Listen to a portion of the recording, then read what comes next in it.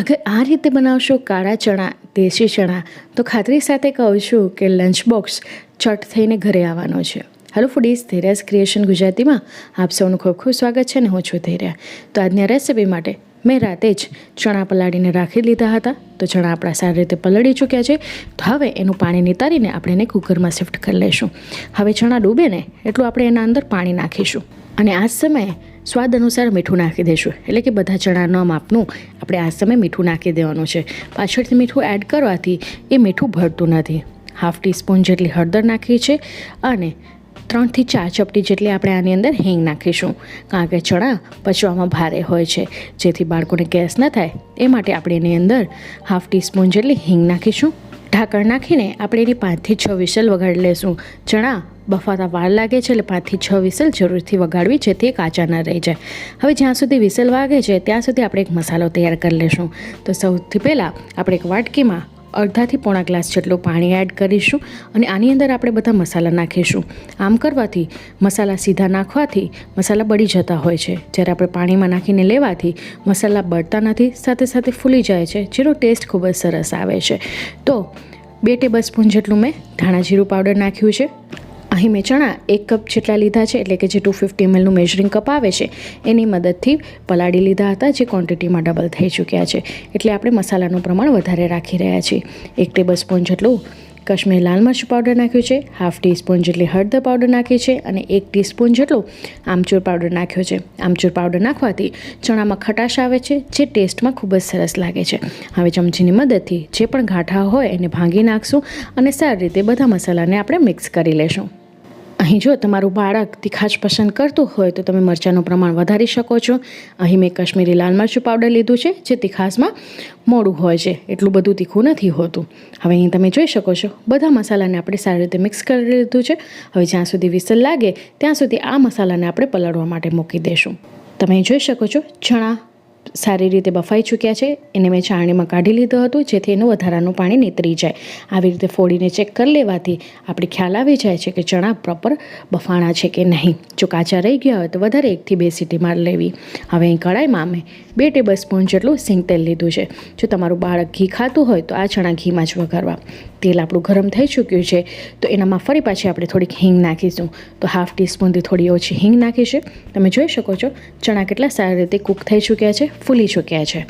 હવે આ વઘારને આપણે સારી રીતે તતડાવી લઈશું. તો તમે જોઈ શકો છો હિંગ સારી રીતે તતડી ચૂકી છે. તો આ સમયે એની અંદર આપણે મસાલો નાખી દઈશું. આમ કરવાથી મસાલા ફૂલી ચૂક્યા હશે. સીધા તેલમાં નાખવાથી એ બળતા નથી, કારણ કે આપણે એને પાણીમાં પલાળીને લીધા છે.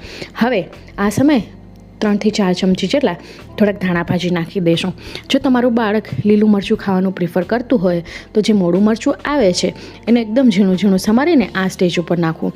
એનો ટેસ્ટ ખૂબ જ સરસ લાગે છે, પણ હું એને અત્યારે સ્કીપ કરી રહી છું. હવે જ્યાં સુધી થોડું પાણી બળી ન જાય ત્યાં સુધી આપણે એને કૂક કરવાનું છે. આમ કરવાથી મસાલા જે છે એ ફૂલી જાય છે અને એનો ટેસ્ટ ખૂબ જ સરસ આપે છે. હવે તમે અહીં જોઈ શકો છો પાણી થોડું બળી ચૂક્યું છે અને મસાલા ફૂલી ચૂક્યા છે. તો આ સમયે 1 ટીસ્પૂન જેટલી કસૂરી મેથીને આવી રીતે હાથોની મદદથી ક્રશ કરીને નાખીશું અને પછી એની અંદર આપણે ચણા નાખી દઈશું. તો તમે જોયું ને કે કેટલી સરળ રીત છે. હવે આ પાણી સાથે આપણે ચણાને પકાવીશું. આમ કરવાથી જે મસાલા છે એ ચણામાં પ્રોપર રીતે ચડી જાય છે, જેનો સ્વાદ ખૂબ જ સરસ આપે છે. હવે જ્યાં સુધી આ જેટલું પાણી છે એ બળી નથી જતું ત્યાં સુધી આપણે એને કૂક કરીશું. તો 1 થી 2 મિનિટની અંદર જ આ પાણી બધું બળી જાય છે, એટલે કે ચણા શોક કરી લે છે. તો તમે જોઈ શકો છો બધું પાણી ચણાએ પી લીધું છે. તો હવે આ સમયે આપણે બીજા મસાલા કરીશું. તો 1/2 ટીસ્પૂન જેટલો ગરમ મસાલો પાવડર નાખ્યો છે, જેને સુગંધ અને ટેસ્ટ ખૂબ જ સરસ આવે છે. હવે બાળકો ફટાફટ આ ચણા પૂરા કરી જાય ને એ માટે આપણે અહીં 1 ચીઝ ક્યુબ ગ્રેટ કરીને નાખીશું. તો પ્રોસેસ ચીઝ ક્યુબ જે મળે છે માર્કેટમાં એ લીધું છે. તમે અહીં ચીઝ ક્યુબની ક્વોન્ટિટી વધારી પણ શકો છો. તો ગેસની ફ્લેમને સ્લો કરીને આ ચીઝ ક્યુબને આપણે ગ્રેટ કરી નાખીશું.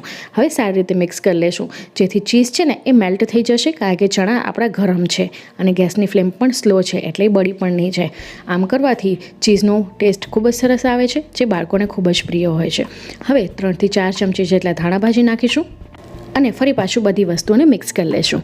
જો આપણા મનપસંદનો નાસ્તો બાળકોને ખવડાવવો હોય તો એમના ટેસ્ટ અકોર્ડિંગ આપણે થોડુંક ચેન્જીસ કરવું જ પડે છે.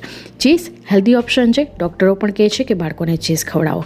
તો તૈયાર છે આપણા ડ્રાય ચણા, જે બાળકોને તમે ગુરુવાર કે શુક્રવારના લંચ બોક્સમાં આપી શકો છો. હવે હું જ્યારે પણ મારા બાળકને લંચ બોક્સ આપું છું ત્યારે એક વાનગી હું મારી પસંદગીની નાખું છું, સાથે સાથે સિક્રેટ રીતે એને ભાવતું કંઈક પણ હું નાની ડબ્બીમાં આપી દઉં છું. હવે જ્યારે બાળક લંચ બોક્સ ઓપન કરશે ત્યારે પોતાની મનપસંદગીની વાનગી જોઈ એ ખુશ થઈ જશે અને લંચ બોક્સ ચટ કરીને આવશે. તો આ ટ્રીક જરૂરથી ટ્રાય કરજો, તમે જોશો કે તમને રિઝલ્ટ મળશે. તો ફ્રેન્ડ્સ, આજની અમારી રેસિપી તમને કોઈ પણ કારણોસર ગમી હોય ને તો પ્લીઝ મને સપોર્ટ કરજો. મને સપોર્ટ કરવા માટે તમે મારા વિડીયોને લાઇક, શેર, ચેનલને સબસ્ક્રાઈબ કરી શકો છો. બાજુમાં આપેલી બેલ બટનને જરૂરથી દબાવજો, જેથી મારી આવનારી વિડીયોઝની નોટિફિકેશન આપને મળતી રહે. હું ફરી મળીશ હજી એક નવા વિડીયો સાથે. ત્યાં સુધી આવજો. Bye, take care. Thanks for watching.